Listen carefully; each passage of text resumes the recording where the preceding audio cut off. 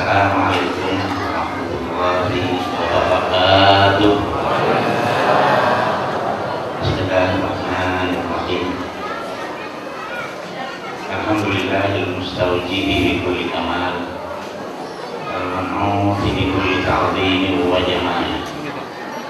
Wassalatu wassalamu ala man jama'a kulla khalqin wa khulqin fastawa ala akmalil ahwal wa ikhtassa bi jawami'il kalimi bil aqwal wa ala man yaqtana asya bihi fit tafalluqi fi akhlaqihi wa syama'ilil hisan min al-ali wal ashabi wat tabi'ina lahum ala mamarri zaman.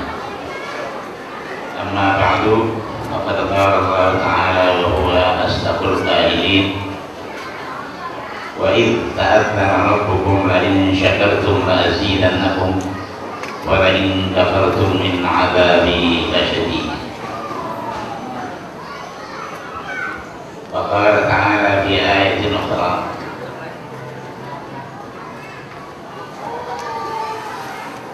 ya ayyuhan nabiyyu inna arsalnaka syahidan wa mubasysyiran wa nadhira wa da'iyan ila Allahi bi idnihi wa sirajan munira. Wa qala Rasulullah sallallahu alaihi wasallam, innama bu'ithtu li utammima makarimal akhlaq. Sadaqallahul azim wa sadaqa rasulul habibul karim. Wa nahnu ala dzalika minasyahidin wa syakirin walhamdulillahi rabbil alamin. Para habaib yang kami muliakan dan kami hormati, para alim ulama yang kami muliakan dan kami hormati, para hadirin hadirat, bapak-bapak, ibu-ibu dan saudara-saudara sekalian yang berbahagia. Alhamdulillah bahwa pada pagi hari ini kita bersama-sama mendapat limpahan rahmat dari Allah Subhanahu wa taala dengan memperingati maulidnya Nabi besar kita Muhammad sallallahu alaihi wasallam di Muassasah Al-Ashiratus Syariah. Saya dilahirkan pada tanggal 31 Januari tahun 1931. Kalau kita teliti kehidupan kita sebagai umat manusia, sebagai hamba-hamba Allah, bahwa yang bertambah pada kita ini adalah tahun-tahun kehidupan. Sedangkan umur kita itu bukan bertambah tapi berkurang. Gimana dikatakan dalam apa, as-sinnu yazdad wal umru yanqus. Tahun-tahun kehidupan yang bertambah. Kemarin kita 29 tahun, sekarang sudah 30, tambah. Tapi wal umru yanqus, umur berkurang. Kalau kita umurnya 40 tahun, kalau 30 ya tinggal 10, 31, tinggal 9. Di umur itu tahun-tahun kehidupan tambah, tapi umur akan selalu berkurang. Kita semua menyadari keadaan yang seperti itu, tapi yang penting bagi kita mensyukuri segenap nikmat-nikmat Allah Subhanahu wa taala yang dikaruniakan kepada kita sebagai umat manusia dan kaum muslimin, dan ditempatkan kita di tempat yang diridhai Allah, yaitu dalam fitrah Ahlus Sunnah wal Jamaah. Ini adalah suatu nikmat yang patut kita selalu mensyukurinya dan tidak pernah melupakannya. Para hadirin sekalian, sebagai kewajiban kita umat Islam mesti menuntut ilmu. Tidak boleh tidak menuntut ilmu. Ilmu apa? Semua ilmu kita wajib, tapi dengan tertib takdimul aham ala muhim, mendahulukan yang terpenting atas yang penting. Yang paling penting di antara ilmu-ilmu itu yaitu ilmu ibadat. ilmu agama itu yang paling penting. Kita nggak bisa aritmatik, nggak bisa matematik, nggak dosen. Tapi kalau kita nggak tahu baca Fatihah, nggak tahu baca salat, bisa dosen. Karena kita melakukan salat dengan salah. Oleh karena itu kita wajib menuntut ilmu agama. Yang menjadi inti daripada ilmu agama itu tiga ilmu. Ini yang mesti kita dahulukan dari yang lain. Ilmu usuluddin untuk mengenal Tuhan, ilmu fikih untuk mengetahui sah tidaknya ibadah, dan ilmu tasawuf untuk meluruskan hati kita. Jadi tiga ilmu ini ilmu yang inti dalam agama.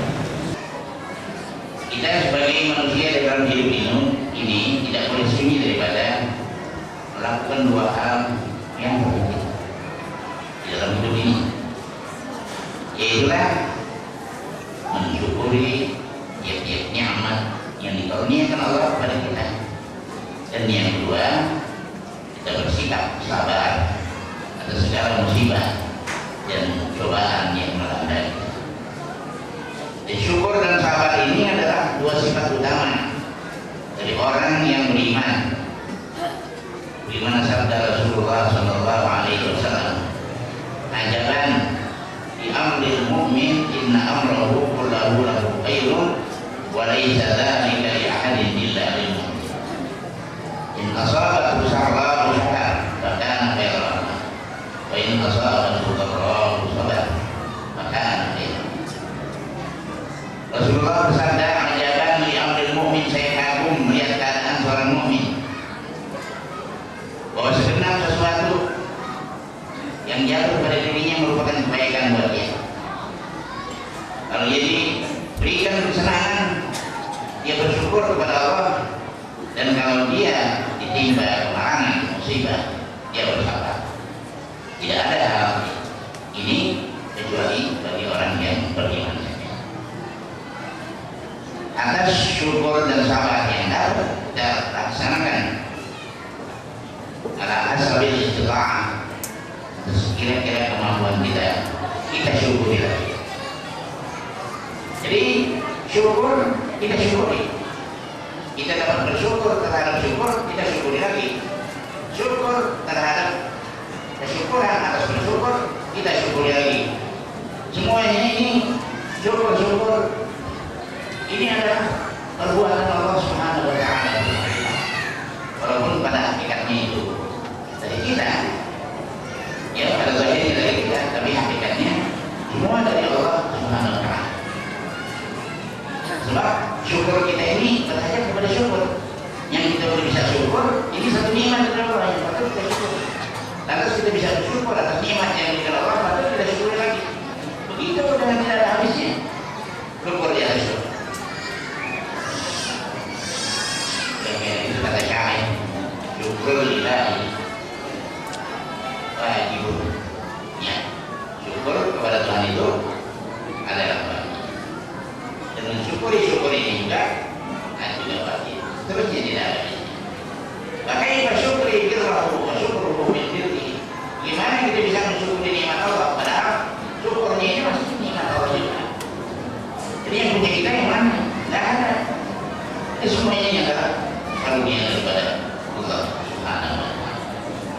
Ya, dengan syukur ilahi wajibun menjibatun disyukri. Syukur adalah nikmat wajib yang wajib. Begitu seterusnya. Alhamdulillah bahwa kita pada saat ini dapat melaksanakan syukur kita kepada Allah Subhanahu wa Ta'ala. Dan kita tidak lupa untuk ucapan terima kasih kepada para habaib dan para ulama yang telah sudi datangi undangan kita di dalam peringatan maulidnya Nabi besar kita Muhammad Sallallahu Alaihi Wasallam. Mudah-mudahan Allah Subhanahu Wa Taala akan memberikan pembalasan kepada para ulama, para habaib, bapak, ibu, dan saudara sekalian dengan pembalasan yang berbeda. Man kasura kalamuhu kasura syaktuhu, waman kasura syaktuhu kasura dunubuhu, waman kasura dunubuhu kana naru qawlati. Barang siapa yang banyak omongnya, banyak jatuhnya, banyak salahnya. Siapa yang banyak jatuhnya, banyak dosanya. siapa yang banyak dosanya adalah neraka lebih pantas untuk inilah yang selalu terngiang di telinga saya. Saya khawatir kalau dalam apa yang saya utarakan dalam mentakrir pengajian atau mensyarahkan kitab-kitab itu terdapat hal-hal yang walaupun sebenarnya tidak ada kesengajaan dari saya menyinggung perasaan bapak-bapak atau kurang berkenan di hati ketika mendengar kalimat-kalimat yang saya uraikan, walaupun itu bukan kesengajaan. Saya tetap mengharapkan kepada bapak-bapak sekalian baik pada saya dibukakan pintu maaf yang seluas-luasnya supaya antara kita dengan kita tidak ada sesuatu unek-unek. Saya kira itulah sedikit kali untuk tasakur yang dapat saya sampaikan di hadapan bapak-bapak dan saudara sekalian.